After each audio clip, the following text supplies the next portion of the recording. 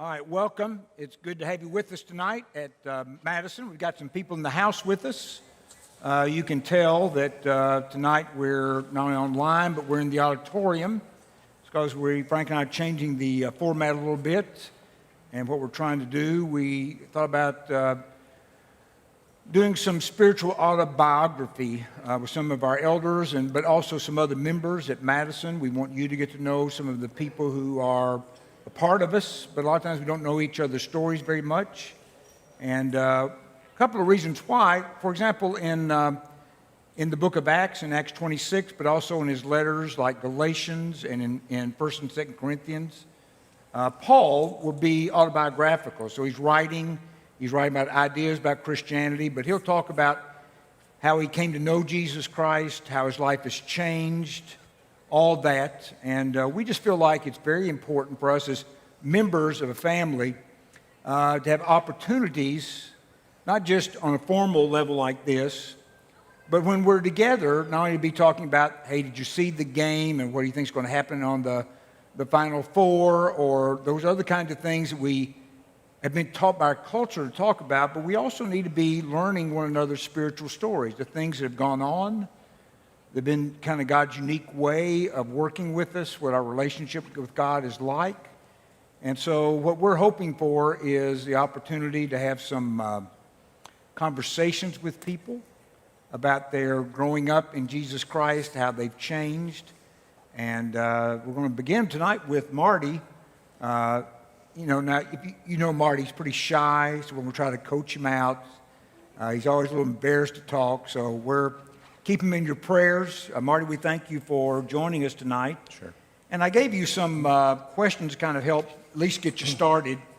But this is one of the ways I'm thinking about this, Marty, is, so I grew up at Madison, a church of 3,000 in the South. That's not where you grew up.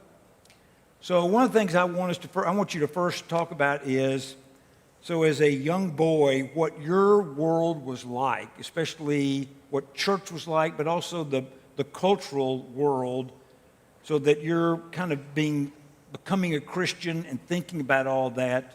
That was in terms of something very different than how that happened with me. And then we'll talk a little bit about how that began to change when you made your first visit. I don't know if it was first visit, but when you came to Nashville as a young student at Lipscomb. But so you grew up in New York, and talk to us some about that. Well, yeah.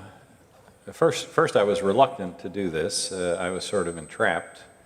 I was in here last week, and Frank and Russ were speaking, and after they finished, they said we're going to do something different. And Marty, you would be good at, and so that was kind of it. And then while I was thinking it over, Russ announced that I would be, the first interview.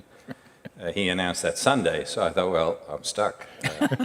I guess no, I'm not shy and retiring, but what I'm reluctant because I do think that I don't want this to really be about me. I mean, because I do think that the fact that I'm a Christian and that I think we follow Christ. Right. And so I think sometimes we're reluctant to share our stories because we don't want it to be about us. But let me remind you this. So when we look at Paul telling his story, he sees God behind his becoming a Christian. Yes. And he sees God as the one who deserves all glory. So I agree with you. Yeah. We don't want to be focusing on this in the way that's kind of self-centered and how great I am. Right. But how great God is. And so I wanted you to talk about that. Well, so okay. You grew up in a city where being a Christian didn't put you in a majority, whereas I grew up in a city where the majority of the people in my high school, for example, were Christians. Not necessarily Church of Christ Christians, but Christians. So talk to us Well, a I little grew bit up in the Bronx, Okay. and my mother was a Christian. My father was not. They met during World War II. Dad was stationed at Hobbs Air Force Base in New Mexico. He was a New Yorker from the Bronx. And Mom was a girl that had been raised in the Southwest. She was born in Arkansas, lived in Oklahoma, Texas, and was working in New Mexico. Young people, very young. I guess she was 20, Dad was 23 or so when they married. Then they moved, after the war, they moved to New York. Now, I was trying to think about this because I was thinking about my religious heritage, and one time my cousin started to look back into it.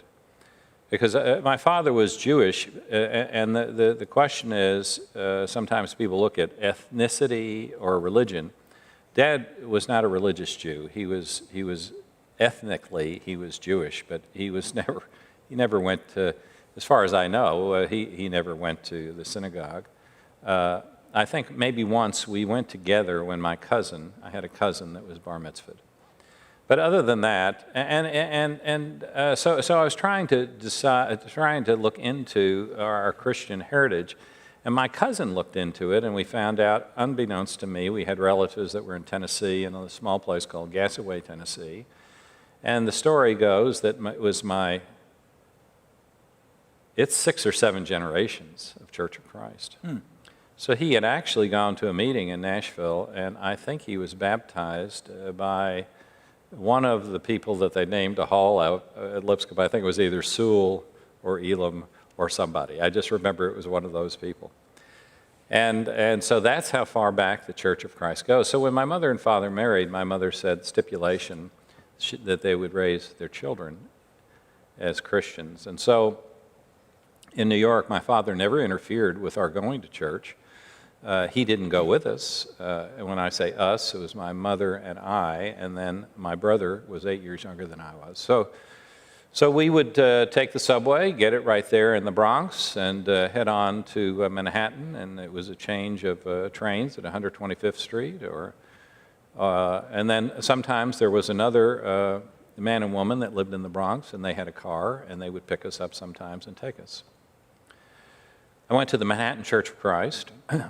And the thing that I had been accustomed to in New York is the Manhattan Church of Christ was like an apartment building that had been used by a very wealthy person. It would be like if you saw The Nanny on TV, and then they converted it to a church. So the first floor was the entry hall, and the second floor was where the auditorium was, and they're probably at maximum capacity was probably 75 to 100. The Sunday school for the little kids was down in the kitchen, and then later on we were up in one of the offices. But that is where the Manhattan Church of Christ was, and we were constantly sending out letters to all the brotherhood to donate money so that we could build a building. And because we had that property, and I believe the property was originally donated by A.M. Burton, gave the money to buy it. And it was in a very, very fancy part of Manhattan. It was, yeah. So that you're in sort of the silk stocking district of Manhattan. Now, that's not where I was raised. I was raised in the Bronx. Bronx was not that way. It was rough and tumble. And I tell you that my mother is responsible for my spiritual life. Yeah. My father, he taught me how to get along in New York City. And so he had grown up in the rough and tumble New York City, and so he taught me how to take care of myself and how to get out of trouble and how to stay away from trouble. And so I went to school. I went to public school on a Jewish holiday in the neighborhood that I lived at early on. When there was a Jewish holiday, there was just 2 of us in class. The rest of them were Jewish kids, and so September's, we had a lot of holidays. Later on in high school, it was even, I went to a high school with 6,000 boys. DeWitt Clinton High School, you could look it up, it's quite a famous high school. 6,000. At one time, it was even bigger than that. When my father went there, there was 8,000. So it's quite a famous school. Came from all over the Bronx, South Bronx, Harlem, North Bronx, all over. And I used to tease people because I'd say, you talk about being in the minority, that on a Friday I'd be the only kid who could have a ham sandwich. because they're either Jewish or Catholic, and so Fridays Catholic kids were they weren't allowed to eat meat, so they were eating fish, and the Jewish kids never could eat ham. But it was a rich upbringing. I was around so many different kinds of people. I was independent. I traveled on the train. I took the subway to high school. I was a city kid. I played stickball in the streets. It was a New York upbringing. Now, in the summers, my mother would take my brother and I to visit my mother's relatives in Oklahoma, and so then it was Huckleberry Finn. I mean, it was running around in shorts and no shoes and no shirt, and then back to the cities. And I remember getting off the train one time in Grand Central Station and inhaling and breathing all that carbon monoxide, and said, the smell of home. It's great to be back. But that was now, as far as church, great experience, because in that small congregation, we had a brilliant man speaking every Sunday, and that's Burton Kaufman. And Burton Kaufman, as you know, is a man who is the only member of the Church of Christ who has actually written a commentary for the entire Bible. Mm-hmm. And the man lived almost to 100. I remember he was in Nashville one time, and I took he and his wife out to lunch. He was doing a meeting in Franklin. He had to be in his late 80s. And it was so remarkable because I could see that his mind was a little bit distant, and he was maybe losing a little bit of the edge. But when I asked him about something in the book of John, he was there immediately. I went home and looked at his commentary, and it was like, that's it. That's exactly what he just told me. Wow. So he was so with it. And I'm going to tell you, he was a brilliant speaker and quite engaging. And it was wonderful to have that upbringing in that congregation. And he was the man who baptized me in 1960 when I was 12 years old. So you're 12 years old. So were there many children in the congregation? No. When they'd say, where's the youth department? That's him. That was... Now, there would be transients. The church was an oasis of southern, western kind of people. So people from Tennessee, people from Arkansas, Oklahoma, Texas, because along if you were in a corporation and there was a good possibility that if you were promoted, that you would end up in New York City at some time. And so there were a lot of people there that would end up there. And so occasionally there would be kids, in and out. I'd have some for just a while. Another unusual thing is it was quite a diverse congregation. There weren't many New Yorkers, but some of those that were there, and even today it's a very diverse. I think you would have Asian, you would have African American, you would have European. It was all different kinds of people. Something interesting is I knew Nick Boone when I was about 9 or 10 years old. He attended there for a little while, except his name was Nick Todd then. He was trying to singing career, and he didn't want to be known as Pat's brother. And Pat was there. Pat was our song leader for several years when he was doing his New York, his TV program. You wear white shoes on Sunday? He did. And there would be people that would come to church just to see Pat Boone. They would come in there. Shirley was my Sunday school teacher when I was 8 and 9. See, I'm learning all sorts of things I did not know. Look, there were other people there. John Steinbeck's wife went there for a while. Maria Callas's mother was there for a while. A black gentleman that was there was Moses Allen, and Moses Allen was a bass player for a very famous jazz orchestra called the Jimmy Lunsford Orchestra. So it was a neat place to grow up. Now, from what you've said, I'm assuming that your mother was playing a key role as far as the formation of your faith as a child. Is that fair? Yeah, definitely. Mom was the one, and her mother. My grandmother, my grandfather passed away when my grandmother was only about 51 or 2, She had no visible way of making a living.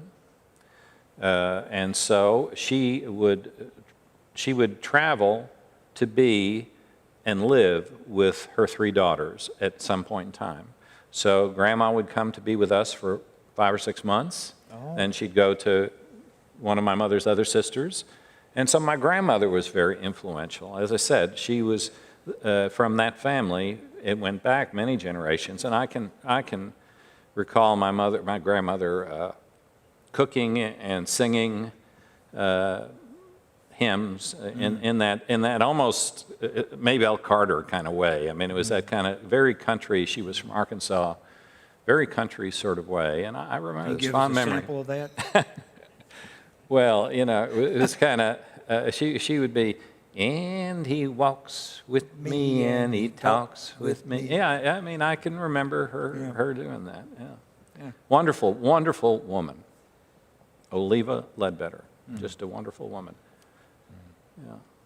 Anything in particular that your mom said or did or that you saw in her consistently that made you go, Well, she takes this is real for her? yeah, she modeled it. I mean, many of you knew Mom. She passed this year. Yeah. But, you know, one of the great things about Madison was Mom came at 82, 83 years old. She came to Madison. She knew what no one. She got involved. And she had so many friends here. Yes. Everybody loved your mother. Well, she was lovable, and she loved everybody. So, and that's the way she was. She lived it, and finally, her living it caused finally persistence. My father, before he passed away, he became a Christian. And it was very late in life. Dad was diagnosed with a brain tumor at 62. And he was approached by a friend of ours while he was in the hospital. Said, Kenneth, you know what you believe, you know what you need to do. And he said, I do. And he baptized him in the hydrotherapy pool at St. Anthony's Hospital in Oklahoma City. Wow. See, that's one reason I'm glad we're doing this, because I've never heard that. Yeah. And again, I've known you 50 years. and these are important stories and facts about people. Right. Well, you know, and the parable of the one who came, you know, they hired him here, and they hired him here, and they hired him here, and they all received the same wage. That's right. That's the promise. So, just very briefly, though, two of my favorite memories of your mother, they were both shared with you. One is when we went to the restaurant, up in Hendersonville. Demos. And it was, so this was before she had been assisted living. But it was such a wonderful, sparkling, humorous lunch. And she was the center. Yeah. I mean, and not because she was demanding to be the center, but because she was so loving. Yeah. And of course, you loved your mother, but I loved her too. Yeah. But there just was this dynamic that she created. And then a few years later is really the last time I saw her, and that was at the assisted living where she was. Yeah. But we sat out in the courtyard and Yeah. we talked. But once again, the thing I always felt with your mom was that she loved God so deeply, but she also loved his people. She genuinely saw us as God's children, and she loved God's children. And I remember saying the Lord's, not the Lord's, but the 23rd Psalm together and having a prayer. Mm-hmm. But you just kind of look at from early in her life all the way through, she had this real relationship with God, and not only did it affect you, and through you a lot of other people, but even into the final years of her life, it still was this light shining in her that was the way Christ had been formed in her, that was such a powerful witness to his reality. Yeah, and I remember asking her, I appreciate what you said, because that was her. I mean, she was a genuine, she wasn't different around. No, She, it was she her. was, that was Mom. But so was her mother. Her mother was like that. I remember asking her one time, because my grandmother was one of 13 children raised in Arkansas. And I remember asking, I said, because I'd met my grandmother's brothers and sisters throughout the years, I'd meet them, and I'd say, Grandma was different. She had a certain nobility about her. And she said, well, Martin, she was a Christian. And it showed. It showed. I mean, it wasn't this exclusivity, but it was this sanctified nature. They believed it. Yeah, and one of the things that I think about is, so growing up in New York in the situation you did, so if you grew up in Nashville, there was kind of, especially like you were at Madison, it was kind of the thing. It was kind of the popular thing. It was kind of, you could be a part of a crowd. For you, deciding to follow Jesus Christ was not going to put you in a majority group. Instead, there was a sense in which that was a decision that was going to continue to refine and direct your life. So was there anything in particular that made you decide, okay, today's the day? Was it a rational thing? Was it something that your heart had been kind of moving you toward? Can you talk just a little bit about when you made that I'm decision? trying to, it's hard for me to remember at 12 years old. Certainly there wasn't peer pressure because there weren't peers. So it wasn't one of those things. I think really, though, I mean, when I was in 6th grade, all these guys that I was in class with, they were getting bar mitzvahed. And so I was going to see their bar mitzvah. And after a while, I mean, I'm sitting through 2 hours of Hebrew. I don't understand a word that's going on. And after a while, though, I'm getting to where I know the Hebrew. I mean, I don't know what I'm saying, but I can recite this Hebrew because I've heard it 12 times in 1 year. But that was when a Jewish boy became a man. Mm-hmm. We talked earlier about also Catholics with their catechism and their confirmation. So there were these ways in which people said, I'm putting away childish things, and now I am accountable. I can remember as a little boy really wanting to learn to read so that I could read Scripture, but also so I could sing in church because I could read the words in the hymnal. I think that was it, that I was old enough to say, I know what I believe, and I know what I need to do, to how I need to respond to that belief. Yeah. And the baptistry in the Manhattan Church of Christ was down in the basement, down by the boilers and everything, and I can remember going down there and changing, and it was quite an experience. But yes, I think it was, I knew what to do, and I felt that was the time to do it. And I know we're not going to have time to do, there's a lot of exploring that I really want to do. And there may be something about your teenage years you want to talk about. But I do want to say, coming to Lipscomb was a big shift. And even your experience of what Christianity was like. Is there anything else in your teenage years that you wanted to highlight while you're still in New York? I was ready. It's very funny because I don't think I'd ever spent the night away from home. Really? Until I went off to college. Wow. I don't think I did. Mm-hmm. I'd go with my cousins to Oklahoma, but my mother or my father were always there.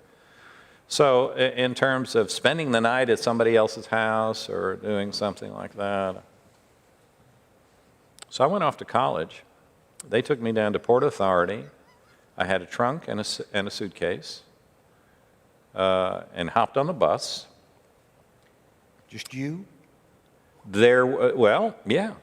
There was another girl that went to Lipscomb that had just started to go to Manhattan to church, and the bus ride was interesting because they were all these college kids headed for Nashville.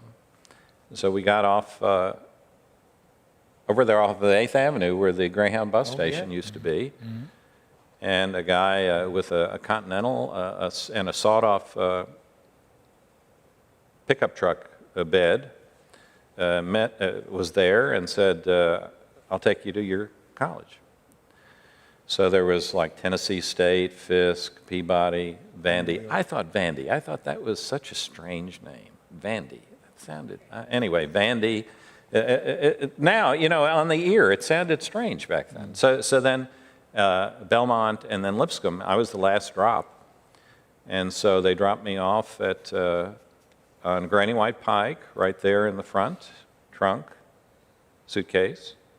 Welcome. I'm at Lipscomb University. That's it. Now I see when we talk Meredith to Abilene, we're going all the way to Abilene and we're dropping her Bringing a off trailer. and we're crying and we're all this, we're buying her, refrigerator and whatever you need and trunk, suitcase. I'm here. But yeah, so your first roommate. Yeah, well, it's kind of strange because I have two roommates. One's from LaGrange, Georgia, and one's from Corinth, Mississippi. Yeah, that's when I. This is different. Bronx, New York, LaGrange, Georgia, Corinth, Mississippi. But kind of interesting. But Lipscomb, I was ready to be something different. I was ready for a change in my life because all of a sudden I was going to be around people who I thought had similar interests. I grew up, as I said, in a completely different environment. And this was going to be interesting to me. And I think I told you at one time, when I was in New York, I knew who the good guys were and I knew who the bad guys were. I came to Nashville and they all looked like good guys. But I found out that wasn't the case. Southern culture is very different than New York, isn't it? It was a culture. Well, I don't want to say it's culture shock because I had spent some, the summers in Oklahoma, and I knew. But it was very different. And I'm going to say this, and I don't want to offend anybody, but I grew up in New York, and I had seen a lot, and I had experienced a lot. And I came to school with people that were from LaGrange, Georgia, and Corinth, Mississippi. They hadn't seen a lot, and they hadn't experienced a lot. When I graduated from high school, I was 16. When I came to college, I had just turned 17. And my emotional age and my experience were older than most 18, 19, 20-year-olds, just because of the life that I had seen and been exposed to. Right. And so some of the things that these people, the first time they were away from their parents, wanted to experience, I didn't care anything for. This wasn't, my mother and father had given me a great deal of freedom growing up. And when I came to college, it wasn't like, they're gone and let's go wacko, It wasn't that way. But that's the way it was for a lot of people. The chains were gone, and as soon as the headlights, the taillights were off, when their parents had dropped them off, they were going, all right. And it wasn't that way for me. Didn't you pretty soon, that first quarter, go down to Corinth, Mississippi? I did. I rode my first. What was that like? It was very different. I rode a horse. I shot a gun. I'd never shot a gun. And my roommate at that time, he just gave me a shotgun, and it about knocked my shoulder off. And he thought that was very funny. And then I do too. And then the horse, when we got near water, the horse just took off, and the next thing I knew, I was knee deep in a pond. They thought that was funny. Yeah. But I said, one day you're going to be in New York, and we're going to be on a subway, and we're going to get even. So it was, but it was, I'm going to tell you that people were kind to me. I lived 1,000 miles away, and if there was a 3-day weekend or a holiday, I got to go places, and I saw people, and I went to Memphis, and I went to, I went to Mississippi, and I went to Georgia, and it was always someplace, and they were very kind and hospitable. So, Lipscomb, did you have any Bible teachers that had a profound impact on you? Yes, I did. I mean, of course, Basil Barrett Baxter was there, and I had him for a class, and this man was a godly man. He was such a godly man. And he was an encourager. The first time I had to speak in chapel, and I mean, I was this way. And I was, because there's Basil Barrett Baxter sitting there, and he was so complimentary and so kind. A man who lived it, and really amped it up to a degree that I couldn't believe it. Of course, Dean Craig I was very close to Dean Craig, and the devotionals we had at his house were wonderful. He married Martha and I at Pinewood Mansion. Pinewood, yeah. I did not know that either. Yeah, interesting kind of thing. Martha and I met at Camp Shiloh. And that's another thing I want to say is what I discovered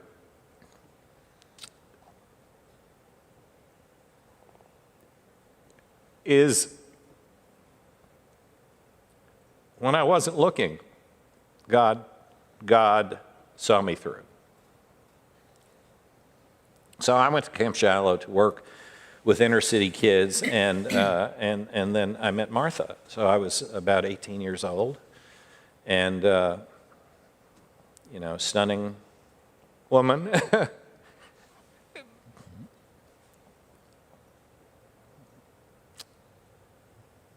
But what I remember about her, she doesn't even know, is I'm an emotional guy, you could see. I know that. Yeah. I'm crying too, so Yeah. we're doing this together. This never showed in the Bronx, I can tell you that. Never did. It's something I developed later. But Martha was there, and I remember seeing her reading her Bible. And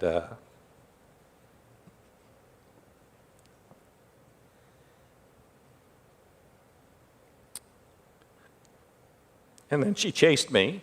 Is that true? Is that true? No. I saw her. And she didn't even know I was around, and I was observing her. She was sitting on a bench beside the lake there, and near a gazebo, reading her Bible. And I thought, here is somebody taking her own spare time while she had a break, reading her Bible. Interesting thing about Martha and I was telling somebody this the other day. We had our rehearsal dinner over here at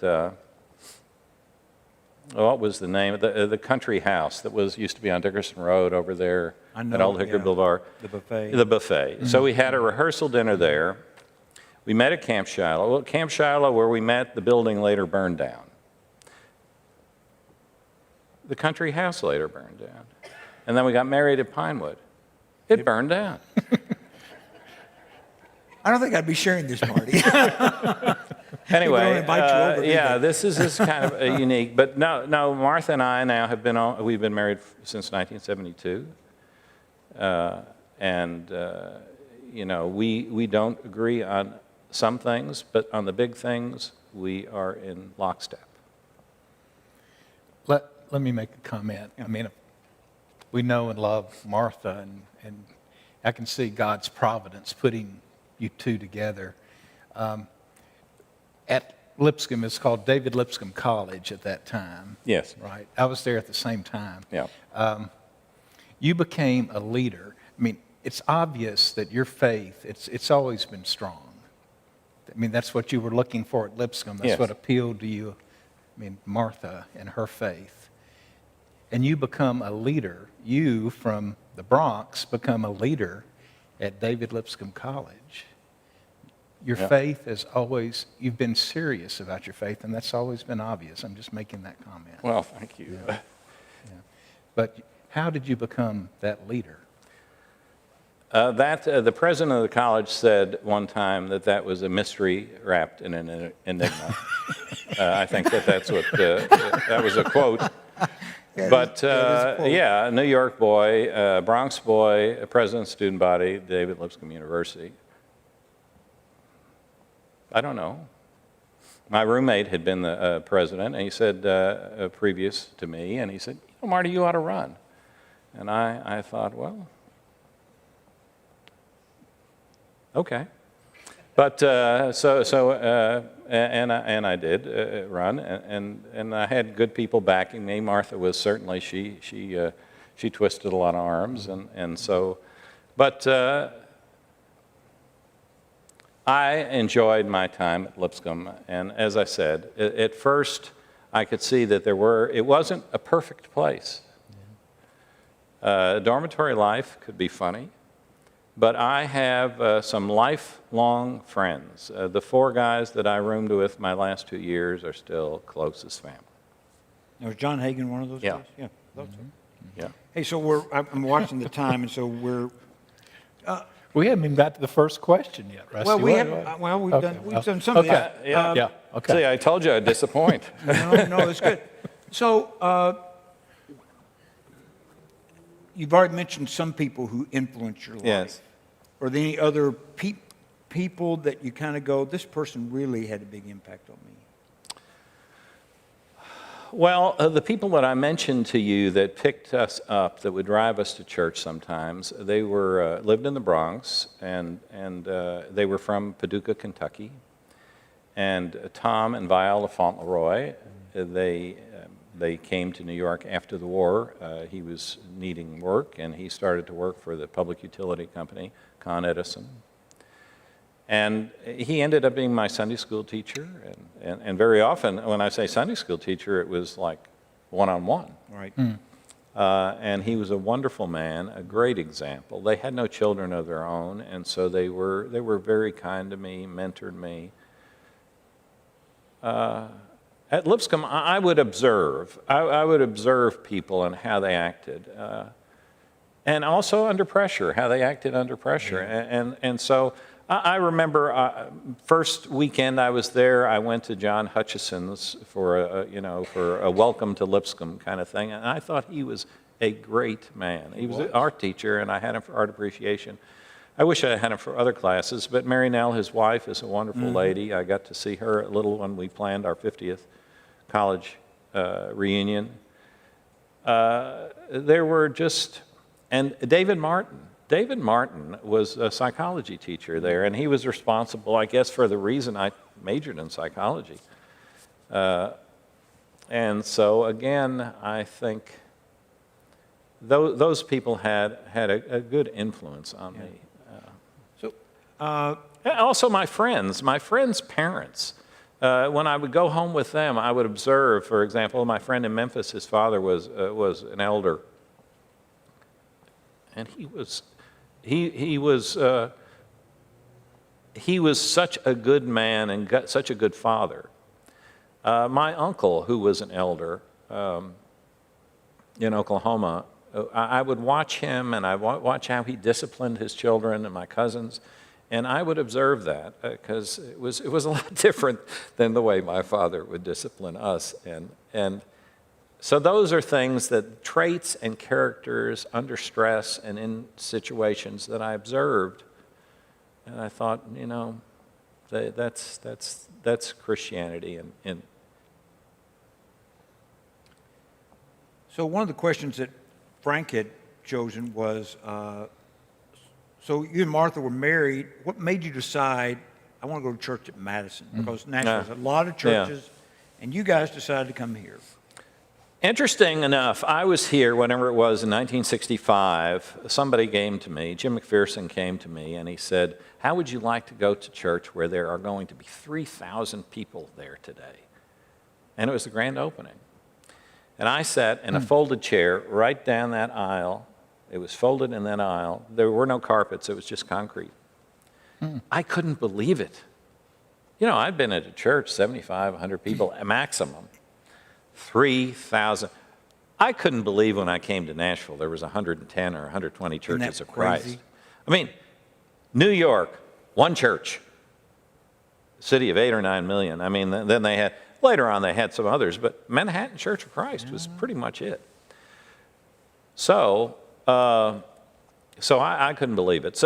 But later, I mean, that didn't say, I didn't say to myself, I'm going to go to church there because, no, I just came because I wanted to see 3,000 people at a service.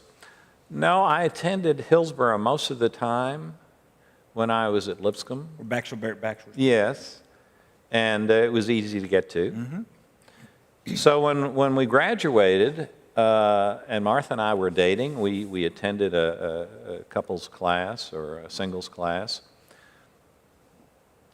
But why did we come here? I think that we came here because there was a good diversity of people in terms of age, education, affluence.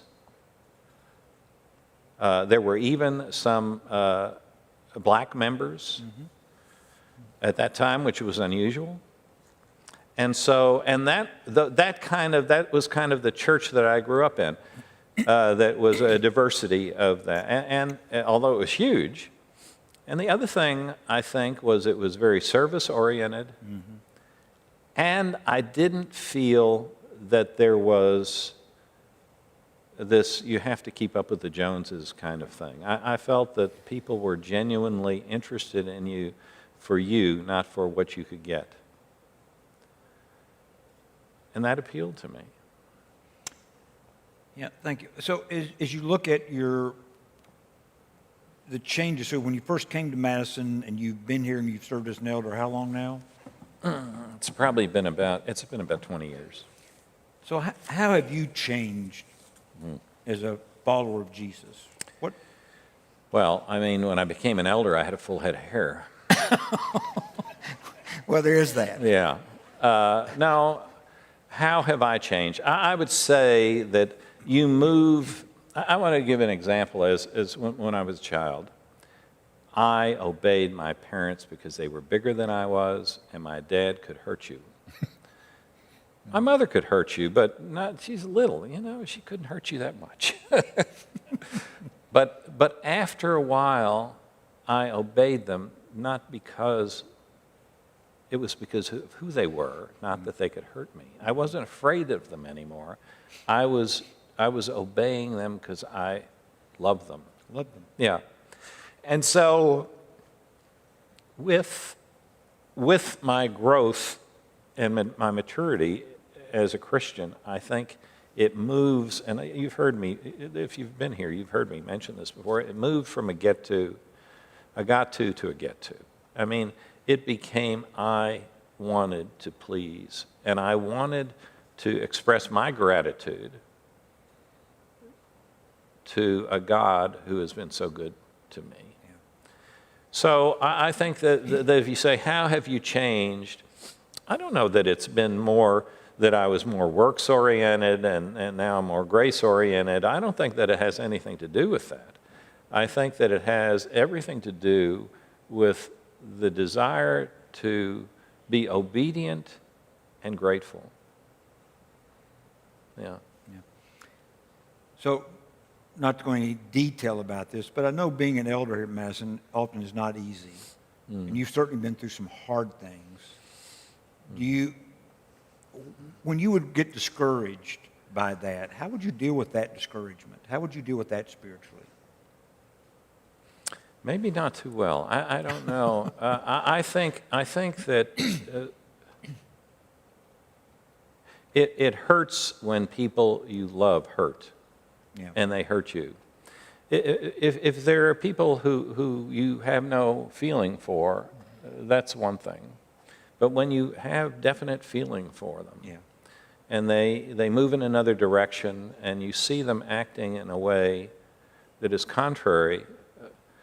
I mean, a lot of things are almost political or power-based as opposed to being who we should be. And so those things hurt. And yes, were they discouraging? I would say, Martha would tell you, yeah. But you were resilient. I'm glad, because it would be easy to walk away. Yeah, God sees you through these things, and they still hurt. Yes. Yeah. and we'll go over just a little bit tonight, but Larry has an hour when he does his thing, so I figure if we go over a few minutes, it won't be bad. Not over an hour, but over 45. I think you had a passage that's one of your kind of anchor scriptures. Yeah, well, there are so many passages. There's a lot of them. There's a lot. I mean, you have Matthew 7:12, do unto others. You have Matthew 10:39, whoever loses a life for my sake. I mean, there's Galatians 5:22, the fruits of the Spirit. There's Galatians 2:20, it's no longer I that live. But there are so many of these scriptures but the one that I came across and the one that I've hung on to is, and it's one nobody would ever think of, I don't think, and it's Acts 4:13. And it's specifically, it says, when they saw the courage of Peter and John and realized that they were unschooled, ordinary men, they were astonished. And they took note that these men had been with Jesus. And there's so much there that you can unpack, but think of this. Peter and John, John was running, Peter was denying 50 days ago. Right. And now they are preaching boldly, and the officials don't know what to do with them. But the statement that they made is a statement that we should all want to have said about us. That they took note, that they said that these men had been with Jesus. And that's what I'd once said. That's what I once said, and that's why we're doing all this, is we want people to be able to talk about being with Jesus and the difference it makes. Yeah. Now, has there been any Christian writer that's had a big impact on you, Marty? Well, if you've been in my classes, you know that. I mean, I took a list, and there's Philip Yancey, there's Francis Chan, there's Rubel Shelley, there's C.S. Lewis, there's Dallas Willard, there's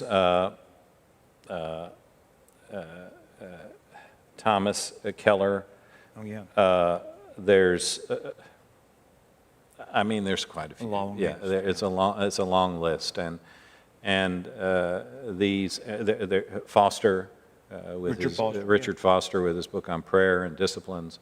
I mean, these men are good thinkers, and they've certainly helped me. Yes. In seeing things and understanding things.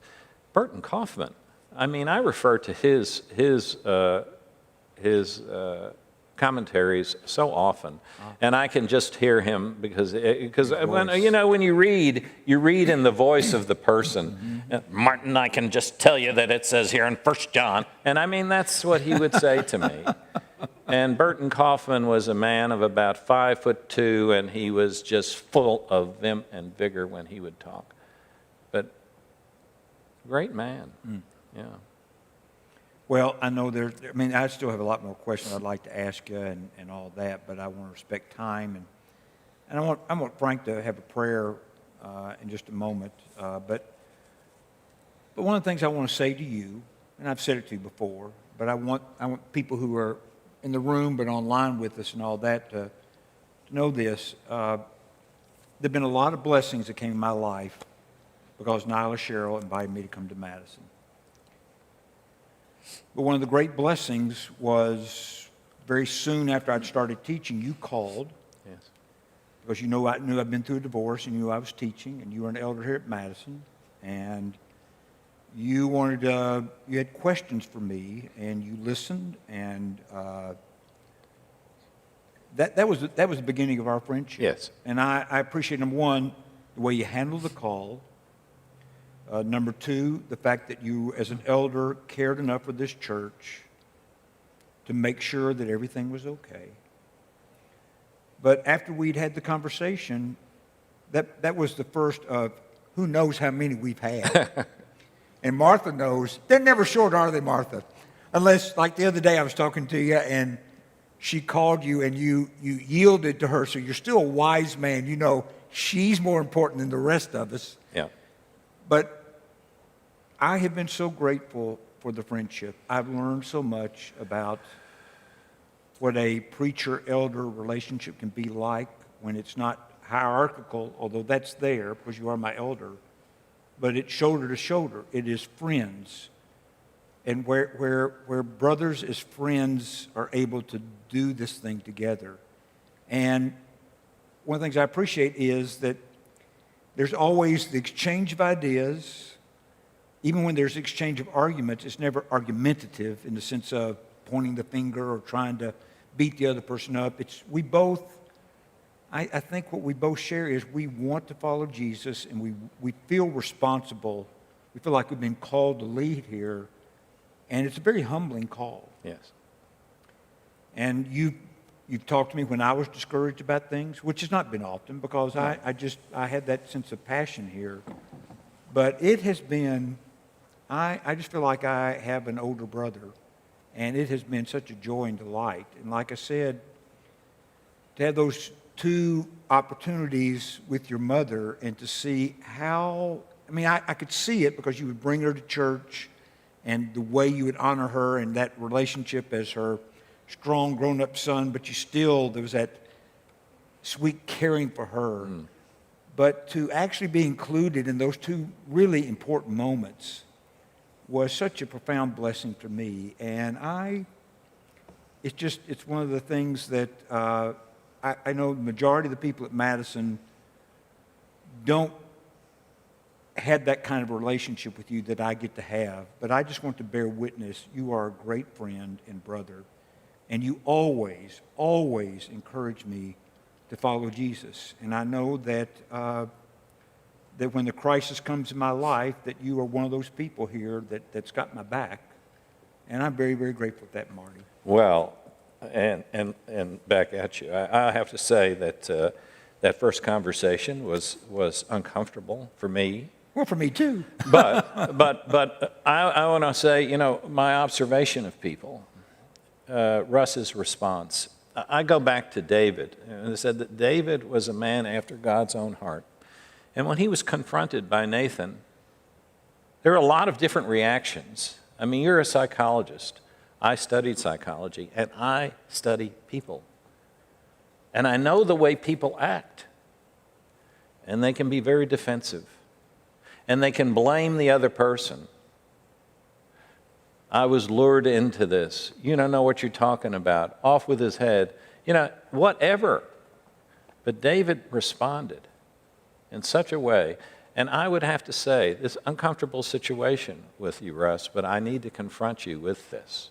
And his response was, there wasn't blame. There wasn't, who do you think you are asking me these questions? There wasn't any of that. His response was very humbling. And we had an excellent conversation as a result of that. And that's where it began. But that reaction,